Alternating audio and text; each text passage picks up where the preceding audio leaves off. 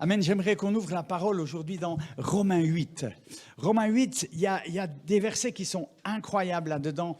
Je viens de prêcher à Bukavu tout un séminaire là-dessus. Alors, je vais essayer de faire un rapide survol de ce qu'on a évoqué dans ce séminaire.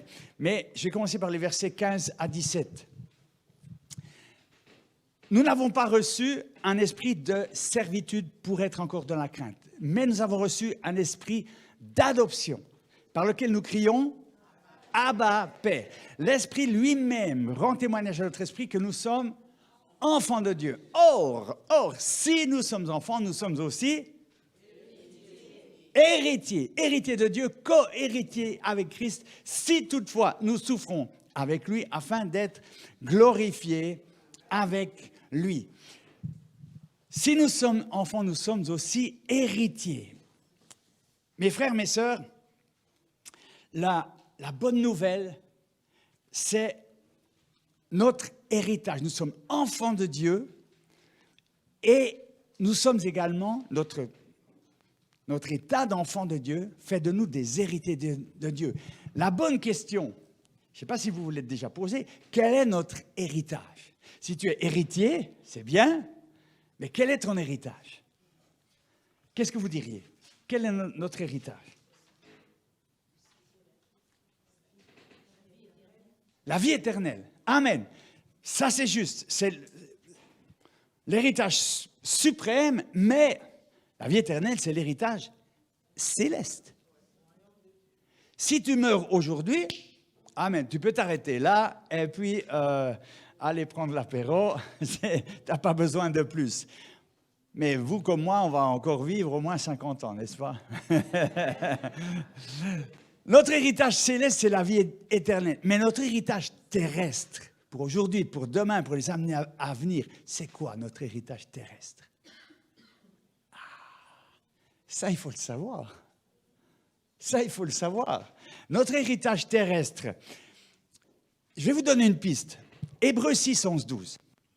Est-ce que tu peux le mettre? L'apôtre Paul nous dit ceci. Nous désirons que chacun de vous montre le même zèle pour conserver jusqu'à la fin une pleine espérance, de sorte que vous ne vous relâchiez point, mais que, écoutez, c'est la fin qui est importante, mais que vous imitiez ceux qui, par la foi et la persévérance, héritent quoi? Les promesses. Les promesses. Et mes amis, ton héritage, mon héritage, sont les promesses de la parole de Dieu. Et ce verset de Hébreux 6, 11, 12 nous dit quoi? Nous montre qu'il y a des gens qui, par leur foi et leur persévérance, héritent les promesses. Ça veut dire que les promesses, elles sont pour tous les héritiers. Mais sauf qu'on peut être héritier sans héritage. Et pour être héritier et saisir l'héritage, ben il faut de la foi et de la persévérance. Et l'apôtre Paul, dans ce verset, nous invite à imiter ceux qui, par la foi et la persévérance, héritent les promesses. Vous comprenez? Imitez ceux-là. Et en tant que, je pense, on ne se connaissait pas avec Pasteur Steve, on a passé 10 minutes tout à l'heure. D'après ce que j'ai compris, Pasteur Steve, il a un modèle qui est le pasteur Mutombo. C'est son papa, c'est son modèle. Et tu me reprends si je me trompe, je pense que tu cherches à imiter ce modèle-là parce que visiblement, ton papa spirituel, il a hérité un certain nombre de promesses. Donc, quand tu le vois fonctionner, tu te dis, je veux écouter, je veux regarder, je veux imiter ce papa qui, par la foi et la persévérance, a imité les promesses. Et ça, c'est à cela que l'apôtre Paul nous invite, imiter ceux qui, par la foi et la persévérance, héritent les promesses. Les promesses de Dieu, dans la parole. Je le disais tout à l'heure, tout ce que l'on a pu vivre dans nos vies personnelles, je commence par mon témoignage, j'ai été bègue jusqu'à 52 ans. À 52 ans, un jour, je suis conduit par le Seigneur à m'arrêter. Avec tout ce qu'on a fait, parfois je me dis, mais j'ai l'impression d'avoir déjà 100 ans avec toutes les choses qu'on a faites. Et on courait, et on servait le Seigneur. On ne s'est jamais beaucoup arrêté. Et là, je m'arrête. Je dis, j'ai 52 ans, je sers le Seigneur, mais je ne peux pas parler de l'Évangile. Parce que alors, je veux bien continuer comme ça. Jusqu'à maintenant, j'ai pu... Mais Seigneur, est-ce que tu as autre chose? Et je tombe sur Marc 11, 24. Marc 11, 24. Écoutez bien ce verset. Qui dit, tout ce que vous demandez en priant, croyez que vous l'avez reçu et vous le verrez s'accomplir. Donc, pour pouvoir voir un exaucement de prière, il faut croire d'abord. Il y a une condition. Il faut croire d'abord pour voir. Alors ce verset, je le connaissais, comme la plupart d'entre vous, vous le savez par cœur. Je savais aussi par cœur. Et là, je m'arrête et je réfléchis. Et je dis, qu'est-ce que ça veut dire? On a prié pour moi déjà pour que ma langue se délie. Des gens ont prié pour moi, des ministères, jamais rien s'est passé. Et là, le Seigneur me dit, mais il faut croire d'abord. Oui, je le sais, intellectuellement, je sais, mais concrètement, pasteur, comment je fais? Je crois, ça fait 27 ans que je suis converti, je crois. Mais concrètement, et là, le Saint-Esprit me guide à quelque chose de tout simple, à me dire, mais écris, trouve quelques promesses qui sont la vérité de la parole, qui sont des promesses qui sont la vérité, mais que tu n'as pas réalisées dans ta vie. Par exemple, quand tu as des difficultés de langage, tu es intimidé par quelqu'un. Devant mon miroir, je pouvais dire, je suis évangéliste, j'annonce l'évangile. J'arrive devant la sœur, je dis, je suis... terminé. Donc, il y a une intimidation. La parole de Dieu dit, nous n'avons pas reçu un esprit de servitude pour être encore dans la crainte. Nous avons reçu un esprit d'adoption. Ok, ça en fait une. Psaume 27, 1. L'Éternel est ma lumière et mon salut, de qui aurais-je crainte? L'Éternel est le soutien de ma vie, devant qui tremblerai-je? Un autre. L'Éternel est mon secours, je me réjouis à la vue de mes ennemis. Qu'est-ce qu'il y avait encore, Joe? Dis-moi, souffle-moi. Tu n'y étais pas. Je suis plus que vainqueur par celui qui m'a aimé. Ouf, je suis plus que vainqueur. Avec Dieu, je ferai des exploits, il écrasera mes ennemis. Je fais toute une liste comme ça. Mes amis, écoutez bien, c'est très important. Ma liste, là, c'est la vérité de la parole de Dieu. D'accord? Mais cette vérité, je ne la vis pas. Je ne la vis pas. Ma réalité, elle est à l'opposé de la vérité. Et Marc 11, 24 me dit, tout ce que vous demandez en priant, croyez que vous l'avez reçu. Et là, c'est l'illumination que j'ai du Saint-Esprit. Je dis, voilà, je suis dans une réalité de problème, de handicap. Je ne peux pas nier, c'est là. À l'opposé, il y a ces promesses de la parole. Qu'est-ce que je vais faire? Je vais regarder à l'opposé. Là, je vais regarder. Et comment je vais regarder? Je vais proclamer la parole. Je suis plus que vainqueur par celui qui m'a aimé. Avec Dieu, je ferai des exploits. Ce n'est pas un esprit de timidité que Dieu m'a donné, mais un esprit de force, d'amour et de sagesse. Je ne crains rien car tu es avec moi. Je ne suis pas inquiet car tu es mon Dieu. Tu me fortifies, tu viens à mon secours, tu me soutiens de ta droite triomphante. Avec Dieu, je ferai des exploits et je commence de proclamer.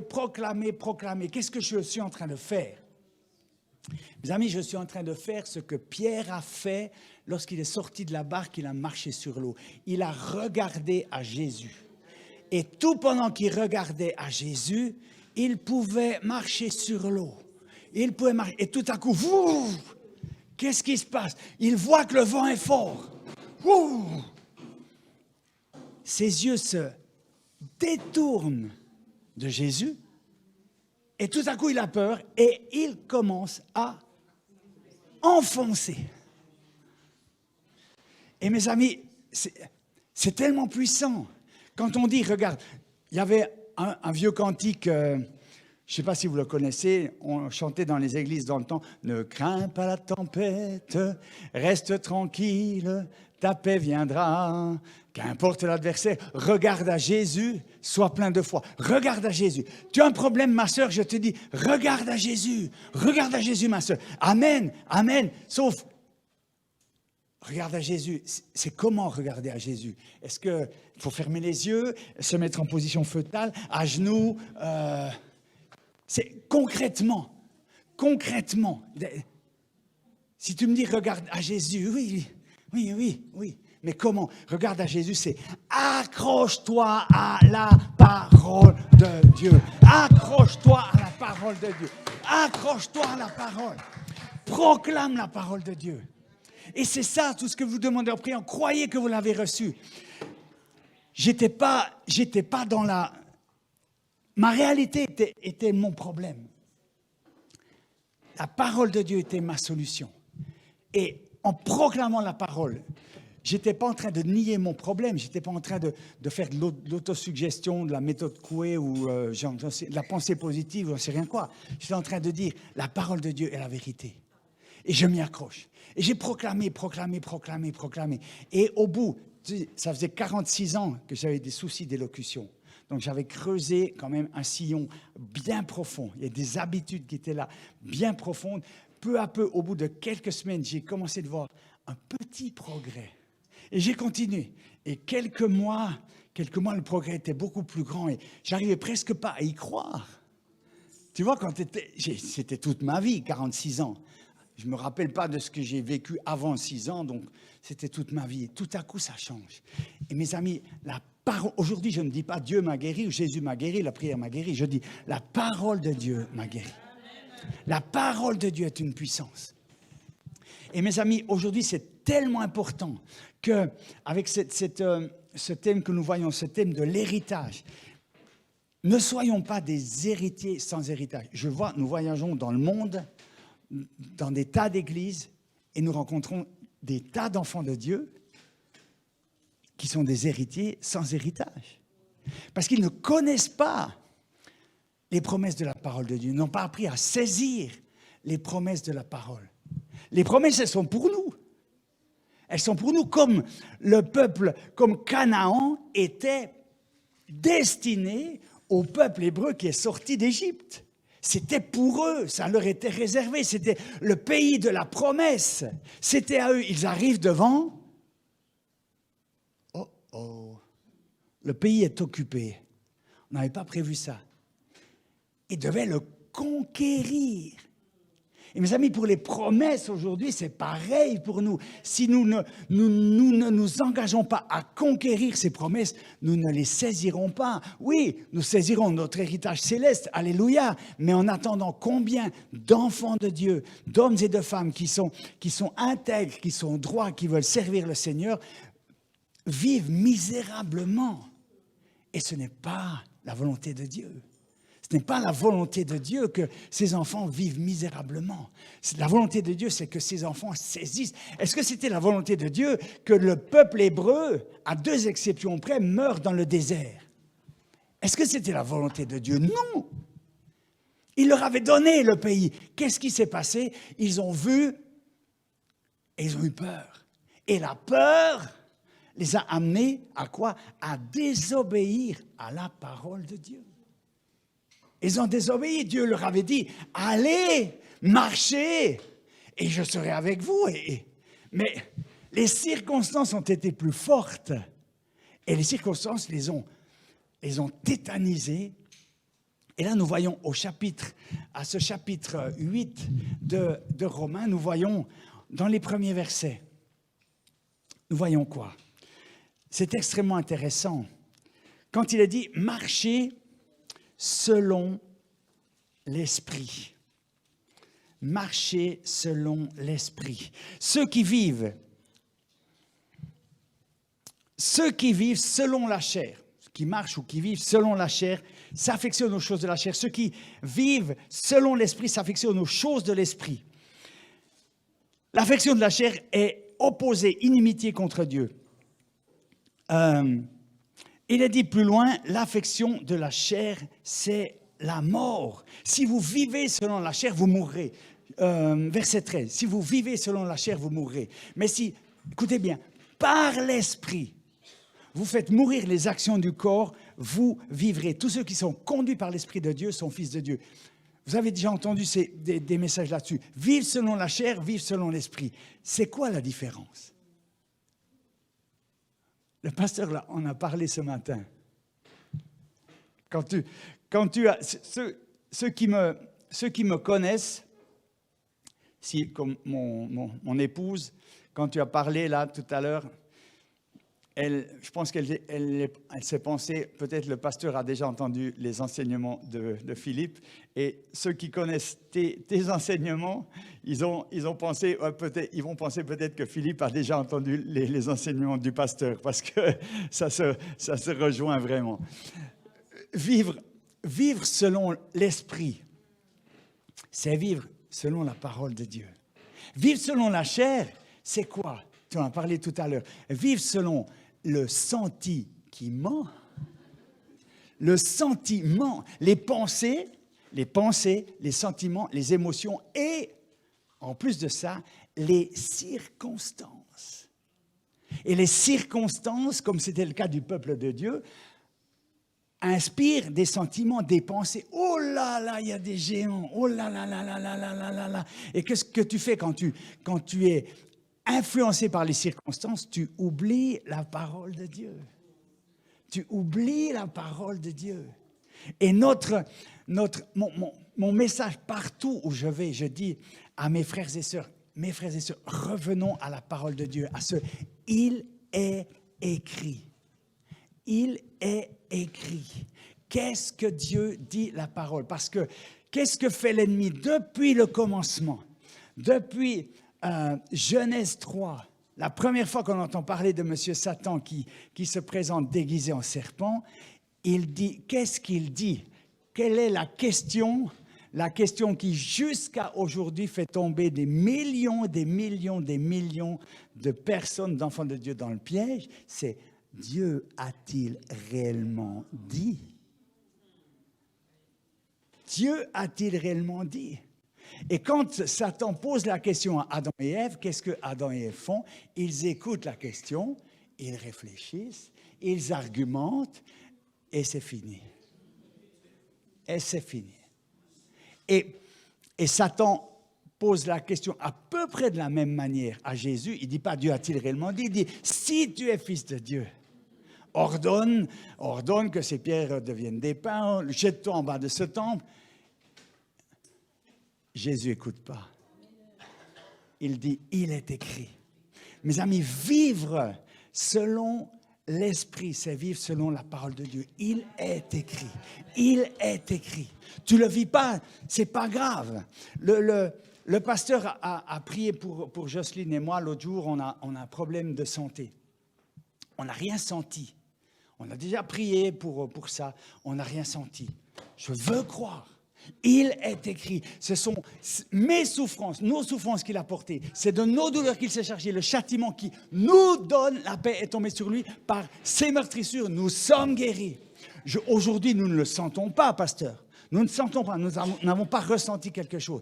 Mais le sentiment, c'est la chair. Nous voulons croire la parole de Dieu et nous voulons dire merci Seigneur. Tu nous as guéris il y a 2000 ans à la croix.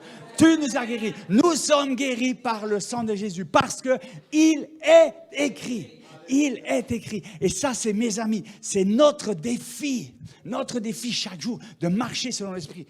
Dans ce verset que nous avons lu tout à l'heure, Romains 8, 13, il dit si vous vivez selon la chair, vous mourrez. Vous mourrez. Combien de gens, d'enfants de Dieu, meurent dans le désert, comme le peuple hébreu, à 2 exceptions près, ils sont tous morts dans le désert. Alors, ils n'ont pas été damnés pour autant. Hein, ils ont été sauvés quand même, Dieu leur a fait grâce. Mais en attendant, ils sont morts dans le désert plutôt que de couler une vieillesse heureuse dans un pays où coule le lait et le miel. Et combien d'entre nous sont comme cela? Mais maintenant, j'aimerais juste encore dire, les promesses de Dieu, il y en a des milliers dans la parole.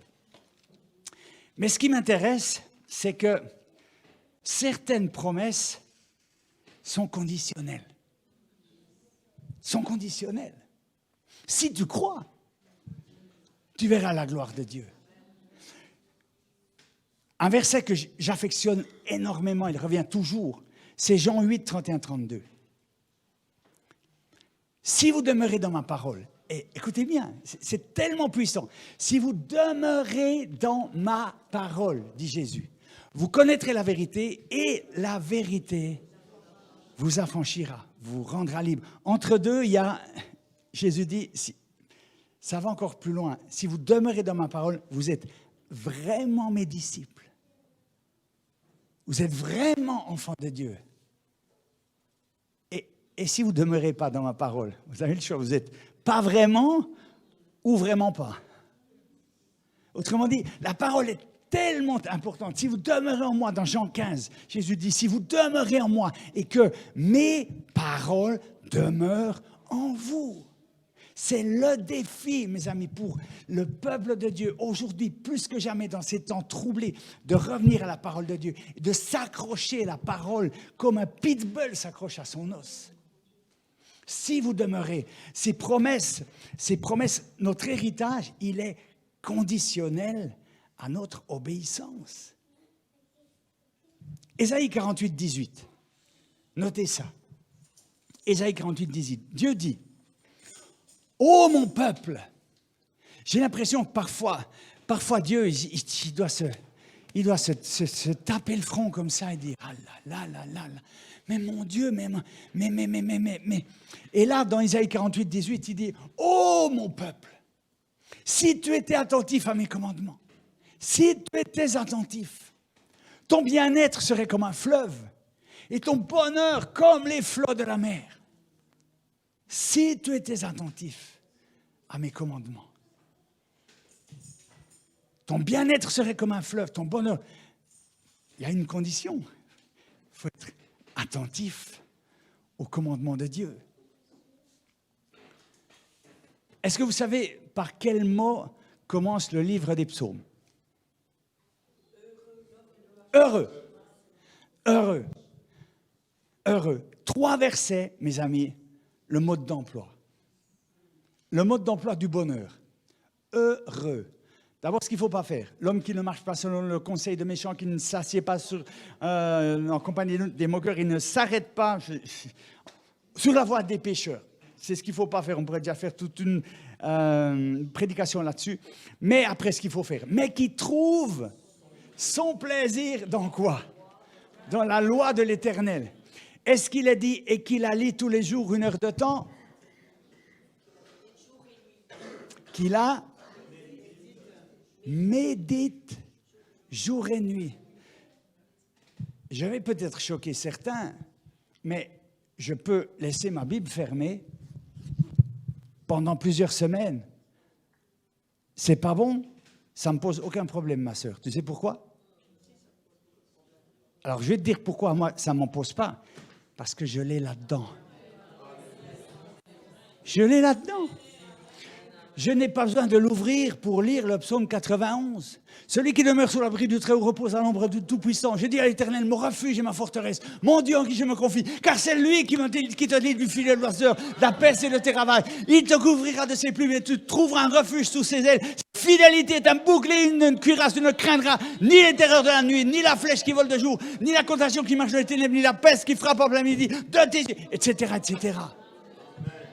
Parce que ma sœur, lorsque tu ne trouves pas le sommeil, là, tu ne vas pas allumer la lumière, ouvrir et puis lire le psaume 91 parce qu'après, tu dors plus.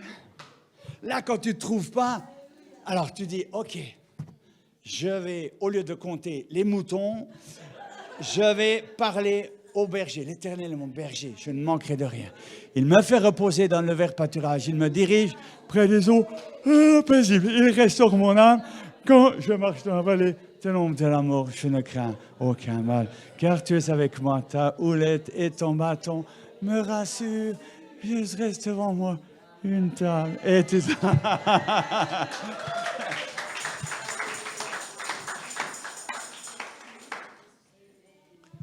Heureux celui qui trouve son plaisir dans la loi de l'Éternel, qui la médite jour et nuit.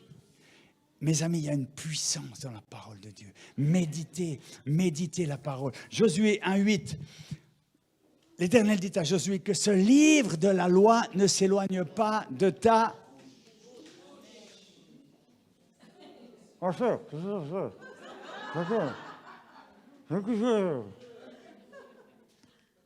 Mais non, c'est pas de le mettre entre les dents, c'est de proclamer. Et quand tu proclames... Alors, il y a des gens qui me disent, mais moi, je n'ai pas de mémoire. Moi non plus. J'ai 3 petits-enfants. Quand j'en appelle un, je dois réfléchir. Oui, non, ce n'est pas celui-là, c'est l'autre. Mais la parole de Dieu, je l'écris. Si tu n'as pas de mémoire, écris. Écris-la, écris tel verset dans ta cuisine, à la salle de bain, aux toilettes, au WC, partout. Écris dans ta voiture, sur ta main, écris. Proclame la parole de Dieu. Et tu vas saisir, et tu vas apprendre à connaître ton héritage et à le saisir. Amen. C'est tellement important. J'étais au Congo la semaine passée. J'ai eu plaisir de leur apprendre un verset qui m'a beaucoup impacté. Je vais terminer par ça. Ecclésiaste 2,26. Qui connaît par cœur? Ecclésiaste 2,26. Écoutez bien. Et imaginez-vous que j'ai pu prêcher ça au Congo à des gens qui vivent dans des luttes. Leur vie est tellement difficile. Des gens qui se battent pour survivre, pour manger, etc. Ecclésiaste 2,26. Écoutez bien. Dieu donne à l'homme qui lui est agréable la sagesse, la science et la joie. C'est déjà bien, n'est-ce pas? Mais il donne aux pécheurs le soin de recueillir et d'amasser afin de donner à l'homme qui lui est agréable.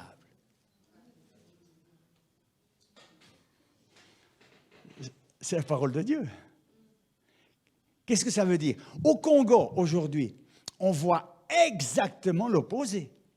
On voit des gens qui sont des bandits, des escrocs qui pillent le pays, qu'ils soient de l'étranger ou de l'intérieur. Et sur 100 millions de personnes dans la population, 90% sont dans la pauvreté. Mais ce verset dit l'opposé. Dieu donne à l'homme qui lui est agréable. Qu'est-ce qu'il faut pour être agréable à Dieu? Quelle est la condition? Il y a une condition.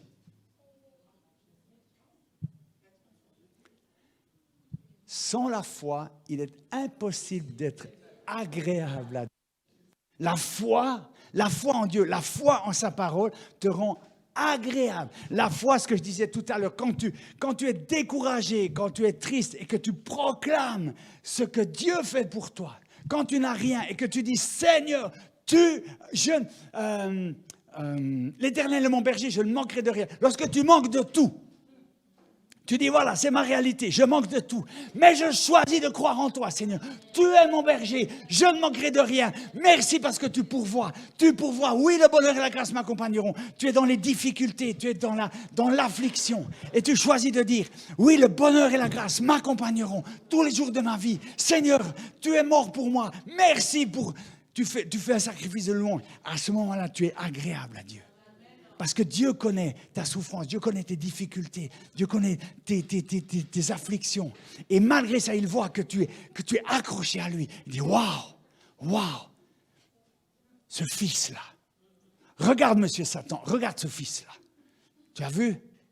Malgré tout ce que tu lui fais, comme Job, il reste fidèle, il reste accroché à moi. Et là, tu es agréable à Dieu.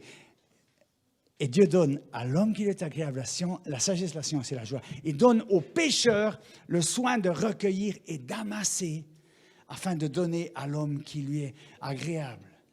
Amen. Et ça, c'est une promesse. Et lorsque tu n'as rien et que les méchants ont tout, alors saisis ça. Seigneur, merci. Merci.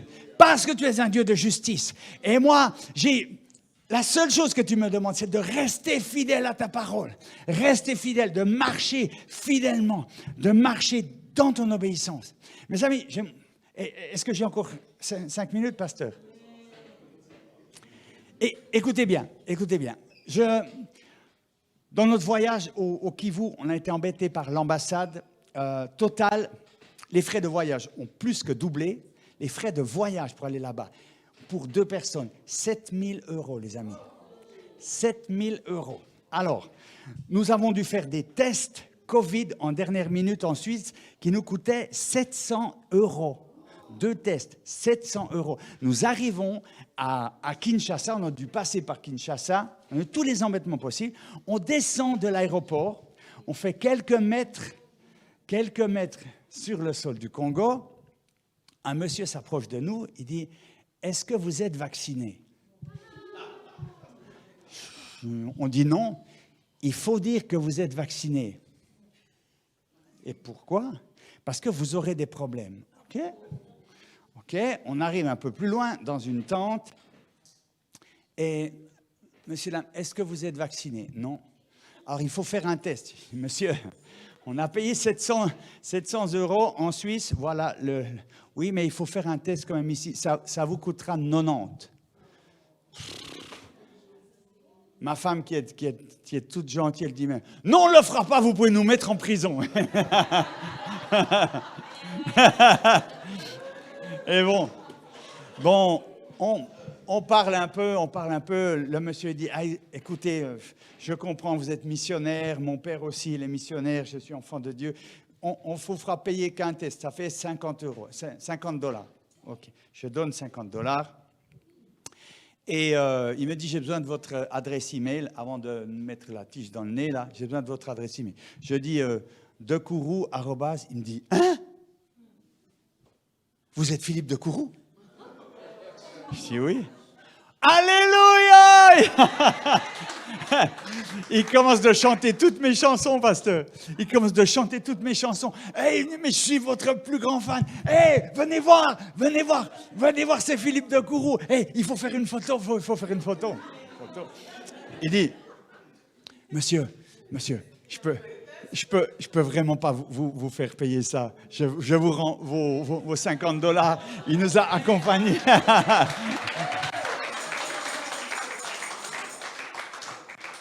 Pasteur, écoute bien. J'ai pensé après coup. Je me suis dit, là, on arrive au Congo pour représenter comme des ambassadeurs de celui qui dit « Je suis le chemin, la vérité et la vie ». On fait 3 pas sur le territoire congolais. Si on dit un mensonge, un petit mensonge, c'est fini. C'est fini. L'onction, die. Et c'est tellement important d'être sérieux avec la parole de Dieu. Je suis enfant de Dieu. Je ne peux pas critiquer, je ne peux pas parler. Je disais là-bas, nous sommes jeunes mariés avec Jocelyne, ça fait juste 37 ans. On est très jeunes mariés.